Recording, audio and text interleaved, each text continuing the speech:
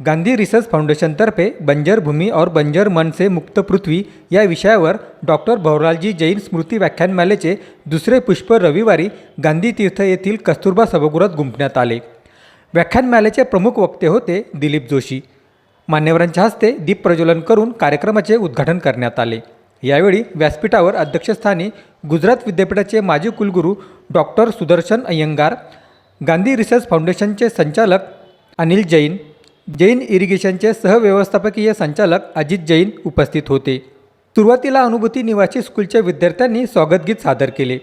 प्रास्ताविक करताना अनिल जैन म्हणाले की शेती शेतकरी यांच्यात सकारात्मक बदल कसा होईल याचा ध्यास भवरालजी जैन यांनी घेतला। ज्ञान विज्ञानातून पुढे आलेले संशोधन सहज सोप्या भाषेत थेट शेतकऱ्यांपर्यंत पोहोचेल यासाठी अव्याहतपणे त्यांनी कार्य केले। भाव एक ऐसे व्यक्ति थे कि जो खुद किसान रह रहे हैं।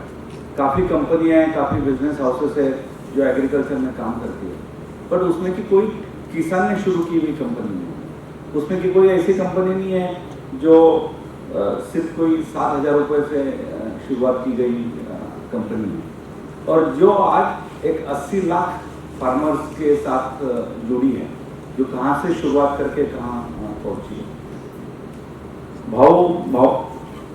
भाव का जन्म यहाँ से नज़दीक वाकोद जैसे एक छोटे विलेज में हुआ था, जिसकी आबादी शायद उस वक्त शायद 500 या 600 लोग ही थी, अजंता के उसके नज़दीक। और दादाजी खेती करते थे, और भाव घर में के पहले व्यक्ति थे जिन्होंने एजुकेशन किया, कॉमर्स की डिग्री ली।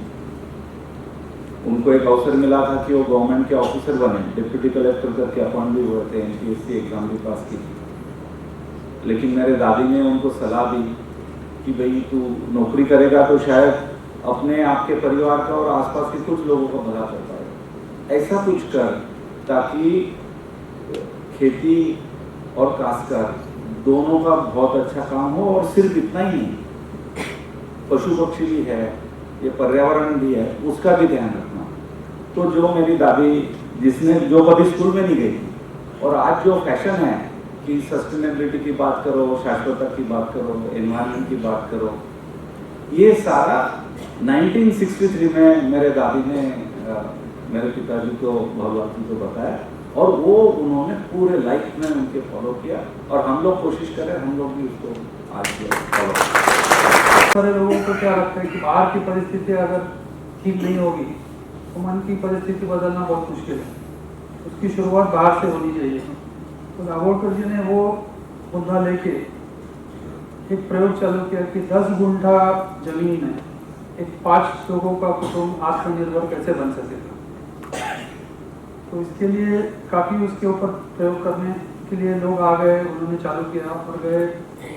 करीब 30-40 साल से वो चल रहा है, मगर जिस ढंग से होना चाहिए अभी तक हो नहीं पाया। इसके लिए कई बाकी कारण हैं। जो दाभोलकर जी का प्रयोग परिवार की एक जो पद्धति थी सीखने की, सिखाने की, तो उनका एक विश्वास था कि पुस्तकीय ज्ञान जो है पैकेज में जो स्कूल में पढ़ाते हैं उससे सही ज्ञान नहीं मिलता है। जो प्रैक्टिकल करने से और उसमें से प्रयोग करने से, फेलियर में से जो ज्ञान मिलेगा वो सही है। इसलिए वो ज़्यादा पैकेज के लिए अनुकूलित नहीं थे कि 1, 2, 3, 4 चीज़ करो तो तुमको ये इतना प्रोडक्शन मिलेगा। शुरू में कई जगह हुआ ऐसा, मगर बाद में उन्होंने ऐसा नहीं किया।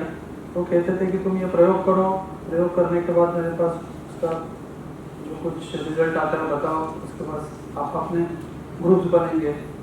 तो ये बहुत थोड़ा कठिन बात था सबको करना, मगर ये मूवमेंट अभी भी चालू है और लोग कर रहे हैं। और मुझे भी 88 से लेके 2000 तक जब तक दाभोलकर जी थे, तब तक उनके साथ हर जगह जहाँ जहाँ वो प्रयोग करते थे वो अनुभव करने को मिला, सीखने को मिला। तो उसमें से मैंने भी कुछ प्रयोग शुरू किए, और मुझे उसमें एक उम्मीद लगती है, आशा लगती है कि सही ढंग से अगर ये प्रयोग करो तो उसमें एक उत्तर मिल सकता है। 2-3 बातें उन्होंने बहुत जो कही है उस पर हमको सोचना चाहिए। तो चर्चा तो अच्छी हुई, अनिल भाव ने भी आप बताइए कि भाई कंपनी किस तरह से किसानों के साथ जुड़ रही है, कैसे आपको जो कुछ मिल रहा है उसके पीछे कितना संशोधन है। अब ये भी एक आह्वान है कि किसान खुद भी अपने खेत में कुछ मिल रहा है, तैयार है, वो तो ठीक है, पर क्या हम अपना अवलोकन कर रहे हैं? अब ये जितने हमारे प्रयोगवीर हैं, जितने भी हैं, जैसे मैंने जो नाम लिए, इन लोगों ने तो अपने खेत में ध्यान नहीं दिया है। मैं चाहता हूं कि जलगांव से भी कोई पैदा हो जाए ना, एक और नाम, कि भाई हमने संशोधन करके पता लगाया कि ये हो सकता है। पर सबसे महत्वपूर्ण जो बात निकल करके आई, जो दाभोलकर जी के मन में थी, वो मैं यहाँ सिर्फ दोहरा देना चाहता हूँ। जो दिलीप भाई ने कही बात कि मैं जमीन में पीक की खेती नहीं करता, मैं सूर्य की खेती करता हूँ। निसर्ग हमको सूर्य की खेती करना सिखा रहा है, ये केंद्र बिंदु है। अगर आपको सूर्य की खेती करना आ गई तो आप बहुत अच्छा, बहुत कम जमीन में परिवार लायक और बाजार लायक पैदा कर सकते हैं। ये प्रयोग दाभोलकर जी के दिमाग में था। संदीप वानखेडे, जनसंवाद न्यूज, जळगाव. गांधी तीर्थ, निसर्गाच्या सानिध्यात महात्मा गांधींच्या जीवनावरील जगातील पहिले मल्टीमीडिया म्युझियम. आजच भेट द्या. गांधी तीर्थ, जैन हिल्स, जळगाव. अधिक माहितीसाठी www.gandhifoundation.net वर विजिट करा.